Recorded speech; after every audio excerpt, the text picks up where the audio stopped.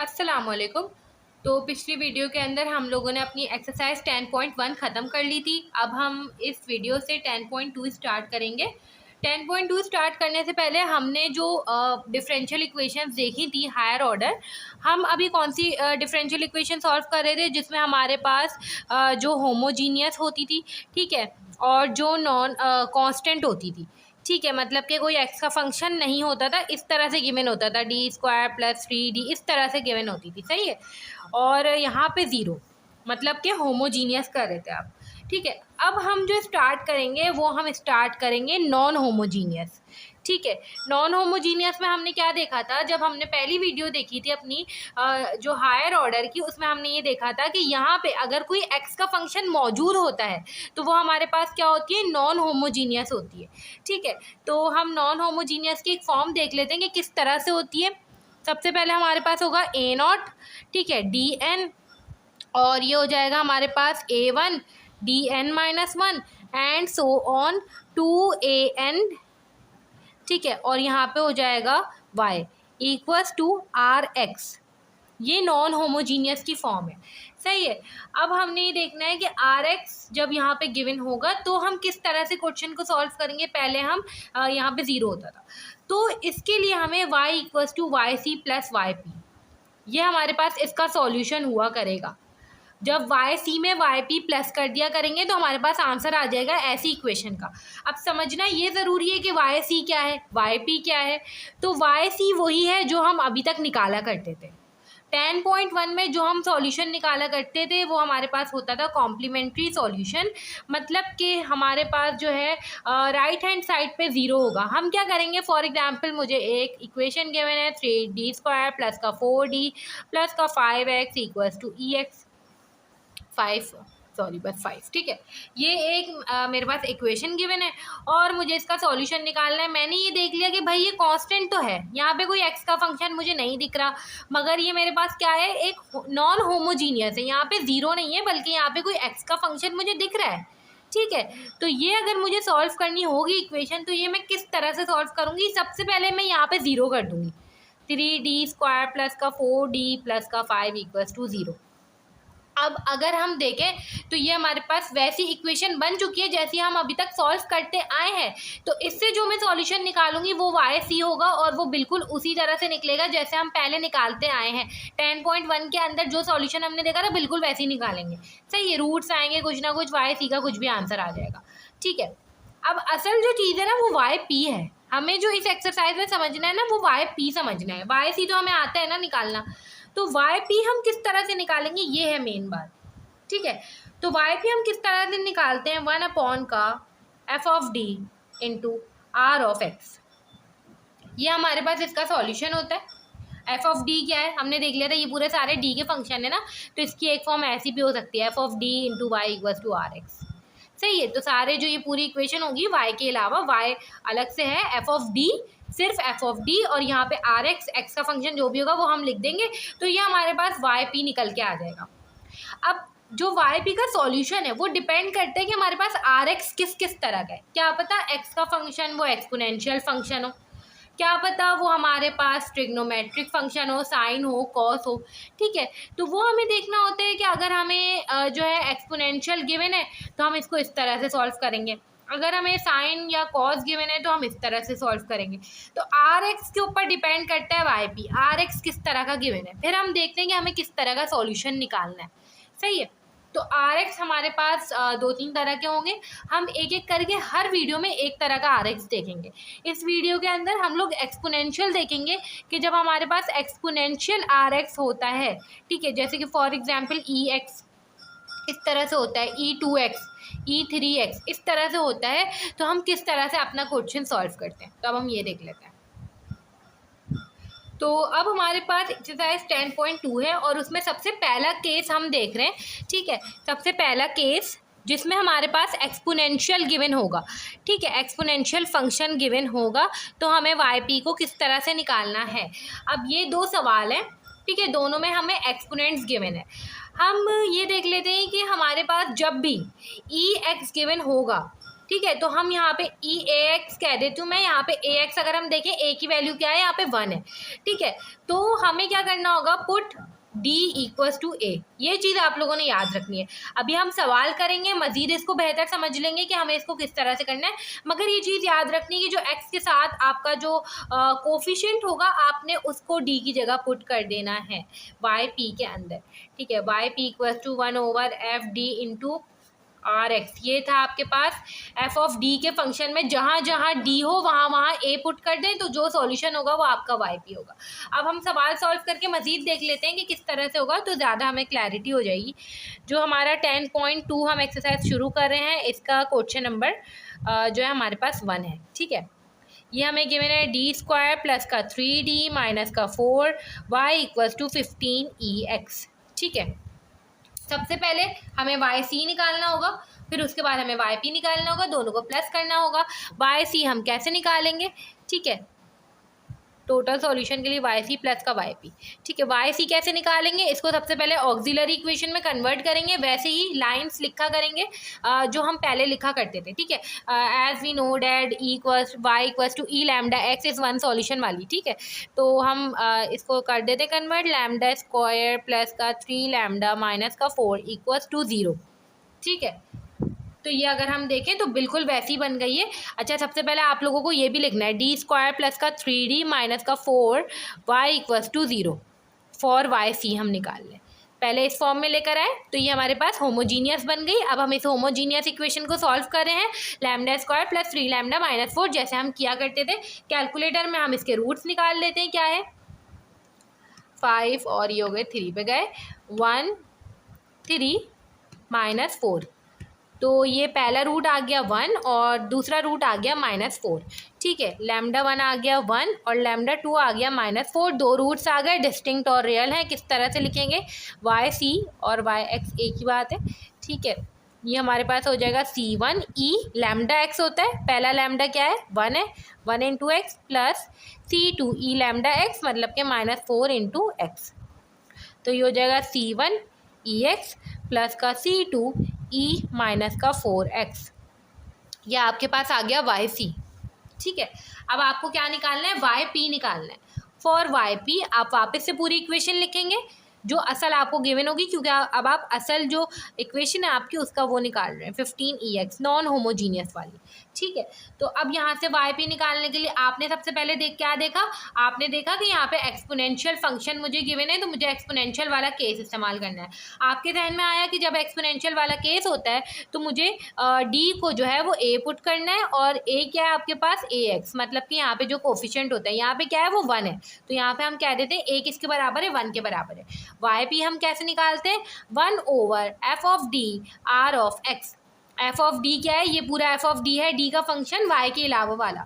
ٹھیک ہے, یہ آپ کی جو فارم ہوتی ہے نا ہائر آرڈر کی وہ کچھ اس طرح کی ہوتی ہے, F of D into Y ایکوس to are x. تو ایف آف ڈی ہے ڈی کا function into Y ایکوس to are x. تو ایف آف ڈی آپ کے پاس یہ پورا بریکٹ ہے, آر آف ایکس آپ کے پاس یہ ایکس کا فنکشن ہے. ٹھیک ہے, آپ لکھ دو. جیسے ہم لکھیں گے d² پلس کا 3d مائنس کا 4 آر آف ایکس کیا ہے 15ex. آپ نے اس طرح سے لکھ دیا. اب آپ نے دیکھا اے آپ کے پاس 1 کے برابر ہے اور آپ کو یہ کیس پتہ ہے کہ جہاں جہاں ڈی ہے وہاں وہاں آپ 1 پٹ کر دو. ٹھیک ہے, اے پٹ کر دو 1/1 کا اسکوائر پلس کا 3 1 مائنس کا 4 15ex. ٹھیک ہے, تو یہ ہو جائے گا 15ex اوور کا 1 پلس 3 مائنس 4. تو یہ ہو جائے گا 4 مائنس 4. اچھا, اب ایک اور چیز جو ہمیں ذہن میں رکھنی ہے, اگر تو یہاں پہ کوئی نمبر آ جاتا, فار ایگزامپل میرے پاس یہ آ جاتا 4 آ جاتا, نیچے صرف 4 آ جاتا, تو 15/4ex یہ وائی پی ہو جاتا. ٹھیک ہے, اور میں پھر وائی پی پلس وائی سی ایک ساتھ اس کو لکھ کے سولوشن لکھ دیتی. مگر یہاں پہ ایک کیس اور آ گیا. وہ کیس کیا ہے, یہ ہمارے پاس آ گیا ہے ڈینومینیٹر 0 ہو گیا. تو جب بھی ڈینومینیٹر آپ کے پاس 0 کے برابر ہو جائے تو ایک چیز آپ نے ذہن میں رکھنی ہے, ایک کام آپ نے وہاں پہ کرنا ہوگا جہاں جہاں آپ کے پاس ڈینومینیٹر 0 ہوا کرے گا. ٹھیک ہے, جب بھی ڈینومینیٹر 0 ہو جائے آپ نے اوپر والا جو ہے نیومریٹر کو آپ نے ایکس سے ملٹیپلائی کرانا ہے اور ڈینومینیٹر کو آپ نے ایک دفعہ ڈفرینشیٹ کرنا ہے. پھر آپ نے ویلیوز پٹ کرنی ہے ڈی میں اے کی. ٹھیک ہے, ڈی میں اے پٹ کرنا ہے. अगर वापस से ऐसा हो 0 आ गया, वापस से आप यही करोगे, x को मल्टीप्लाई कराओ, ठीक है, और जो है नीचे डिफ्रेंशिएट कर दो वापस से, फिर वापस से पुट करके चेक करो। जब तक करेंगे जब तक कि वो कोई नंबर ना आ जाए, 0 नहीं आ सकता डिनोमिनेटर में। जब जब 0 आएगा आपने ये चीज़ करनी है, और ये पूरी एक्सरसाइज 10.2 में हमेशा यही हुआ करेगा, ठीक है। तो अब हम इसको कर लेते हैं, हमें पता चल गया 0 आ गया नीचे, तो हम क्या करेंगे, ये हमारे पास जो है ऊपर हम x से मल्टीप्लाई कर देंगे, ये वाली इक्वेशन में करना है आपने, ये x से मल्टीप्लाई कर देंगे और नीचे जो है डिफ्रेंशिएट कर देंगे। ये क्या हो जाएगा, डी स्क्वायर को जब करेंगे तो 2d प्लस का 3 इंटू 15 अब a पुट करो, ये हो जाएगा x अपॉन 2, d की जगह 1 प्लस का 3 15 सही है। अब हम इसको करके चेक कर लेते हैं, ये हो जाएगा x अपॉन 2 प्लस 3 कितना हो जाएगा 5 15 इस तरह से हो गया, 5 कैंसिल कर रहा है, 5 1 5 5 3 15, ये हो जाएगा x इंटू 3 या 3x ये आपके पास yp आ गया, ठीक है। सिंपल, आपको पता है किस तरह से हमें लिखना है, yc प्लस का yp, ठीक है। yc आपके पास क्या है, ये रहा c1 प्लस का c2 4x प्लस का 3x यह आपके पास इस हायर ऑर्डर डिफरेंशियल इक्वेशन का आंसर है, जो आपको नॉन होमोजीनियस गिवन थी। सबसे पहले आपने होमोजीनियस सॉल्यूशन निकाला इसका, मतलब कि yc निकाला। अच्छा, yp जो है इसको हम कहते हैं पर्टिकुलर इंटीग्रल, ठीक है, इसकी फुल फॉर्म है पर्टिकुलर इंटीग्रल, सही है। फिर आपने yc निकाला, बिल्कुल वैसे ही जैसे हम निकाला करते थे, राइट हैंड साइड पे 0 रखा, आपके पास वही इक्वेशन बन गई जो 10.1 में आपको दी हुई होती थी। आपको आता है yc निकालना, आपने yc निकाल लिया। उसके बाद yp हमने देखा, yp का सबसे पहला केस देख रहे हैं अभी हम, जिसमें हम क्या करते हैं, जब हमें एक्सपोनेंशियल गिवन होता है, ठीक है, एक्सपोनेंशियल केस गिवन होता है, जब हमारे पास जो है एक्स के साथ जो भी कोफिशिएंट होता है हम उसको डी की जगह ए पुट करके अपना yp निकाल लेते हैं। आखिर में दोनों को प्लस करना आपने नहीं भूलना है, yc प्लस का yp आपका टोटल आंसर होगा। अब हम इसका दूसरा क्वेश्चन करके चेक कर लेते हैं। अब ये हमारे पास एक्सरसाइज 10.2 का दूसरा क्वेश्चन है। क्या गिवन है हमें, डी स्क्वायर माइनस का 3d प्लस का 2 y equals to ex plus का e माइनस 2x। आपने देख लिया केस है ये, नॉन कांस्टेंट है, ठीक है, और यहाँ पे मुझे कोई ना कोई x का फंक्शन गिवन है। अब मैं चेक करूँ ये कौन सा केस है, केस 1 है एक्सपोनेंशियल का, बिल्कुल ठीक है। मगर एक चीज़ देख लेते हैं, तो यहाँ पे बीच में प्लस लगा हुआ है। अब ये किस तरह से होगा, इसका yp कैसे निकलेगा, yc तो हमारे लिए कोई प्रॉब्लम नहीं है, हमें yc निकालना आता है। फॉर yc हम क्या करेंगे, राइट हैंड साइड पे सबसे पहले 0 रखेंगे, डी स्क्वायर माइनस का 3d प्लस का 2y इक्वल्स टू 0। इसको ऑक्सिलरी इक्वेशन में कन्वर्ट करेंगे, वो लाइंस लिखेंगे जो हम लिखा करते थे। आपने हर स्टेप को डिस्क्राइब करना है पेपर के अंदर, ठीक है, कि आप कहाँ क्या कर रहे हैं, इस तरह से ही हम जो है शो कर सकेंगे हमने किस स्टेप में क्या किया है, ठीक है। तो ये हो जाएगा लैम्डा स्क्वायर माइनस का 3 लैम्डा प्लस का 2 इक्वल्स टू 0। अब ये आप रूट्स निकाल लेंगे, 5 और ये हो जाएगा 3, ठीक है। तो 1 माइनस 3 2, पहला रूट आ गया 2, दूसरा आ गया 1, ठीक है। लैम्डा 1 आ गया 2, दूसरा आ गया 1। ये कौन सा है हमारे पास, डिस्टिंक्ट और रियल है, तो हम इसको किस तरह से लिखा करेंगे, c1e2x प्लस का c2ex, सही है। ये हमने लिख दिया, ये हमारे पास क्या आ गया, yc आ गया। अब हमें क्या निकालना है, yp निकालना है। For yp we know that 1/fd is equals to rx, सही है, 1/fd इंटू rx। अब हमारे पास यहाँ पे fd क्या होगा, हम पूरी इक्वेशन लिखेंगे और उनको बताएंगे कि यहाँ पे fd क्या है हमारे पास, माइनस का 3d प्लस का 2y equals to ex plus का e माइनस 2x, ये हमारे पास fd है, ये y है, इक्वल्स टू rx है, सही है। fd की जगह हम लिख देते हैं yp इक्वल्स टू 1/fd, मतलब कि डी स्क्वायर माइनस का 3d प्लस का 2 इंटू rx, जो कि हो जाएगा ex प्लस का e माइनस 2x। अब यहाँ पर हमें एक मसला हो गया, मसला ये हो गया कि हम जब यहाँ तक पहुँचे तो हमें पता चला कि भाई हम इसमें a कौन सा पुट करें। یہاں پہ تو A1 ہے اور یہاں پہ A-2 ہے، تو ہم ایک کام کریں گے وائی پی اور یہ جو ہے ہم اس کو ملٹیپلائی کرا دیں گے دونوں سے. ڈی اسکوائر مائنس کا 3D پلس کا 2EX پلس کا 1/D اسکوائر مائنس کا 3D پلس کا 2E مائنس 2X. سمپل ہے، ہم نے ملٹیپلائی کرا دیا، بس ایک چیز یہاں پہ یہ ہو رہی تھی الگ سی. ٹھیک ہے، وائی پی ایکوس ٹو یہاں پہ ہمارے پاس A کیا ہے 1 ہے. ٹھیک ہے، اور یہاں پہ ہمارے پاس A کیا ہے -2 ہے. یہاں پہ ہم نے 1 پٹ کیا، 1 مائنس کا 3 پلس کا 2 اور یہاں پہ ہو جائے گا 1/- مائنس کا 2 کا اسکوائر اور یہ ہو جائے گا مائنس کا 3 مائنس کا 2 پلس کا 2E مائنس 2X. صحیح ہے. وائی پی ایکوس ٹو 1 - 3 -2 ہوتا ہے اور -2 + 2 0 ہوگا. تو یہ ہمارے پاس ڈینومینیٹر کا وہی والا کیس بن گیا ہے. جب یہ 0 ہو رہا ہے تو ہم کیا کریں گے، اوپر x سے ملٹیپلائی کرائیں گے، یہ والی ایکویشن میں اوپر x سے ملٹیپلائی کرائیں گے اور نیچے ڈفرینشیٹ کر دیں گے. تو اوپر x آ جائے گا اور نیچے 2D مائنس کا 3 ہو جائے گا. EX پلس کا یہ ہو جائے گا مائنس کا 2، یہ ہو جائے گا 4 مائنس مائنس پلس 3 2 6 پلس 2. ٹھیک ہے، E مائنس 2X.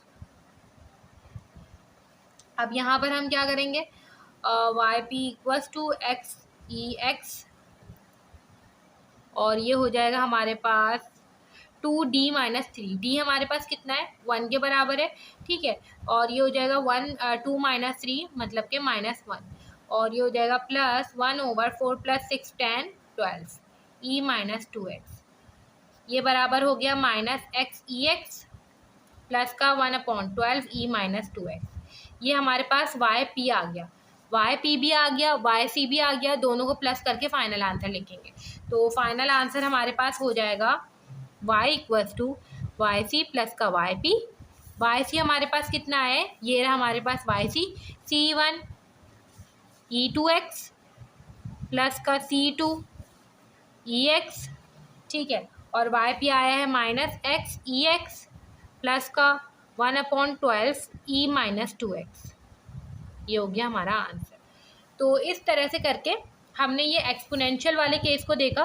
جب بھی ایکسپونینشیل آپ دیکھ لو ادھر، ٹھیک ہے، اس کے کوئی بھی 1 ہو 2 ہو 3 ہو کچھ بھی ہو، آپ نے D کو A پٹ کر دینا ہے. صرف ایکسپوننٹ ہونا چاہیے، اس کے ساتھ X کا کوئی اور فنکشن نہیں ہونا چاہیے.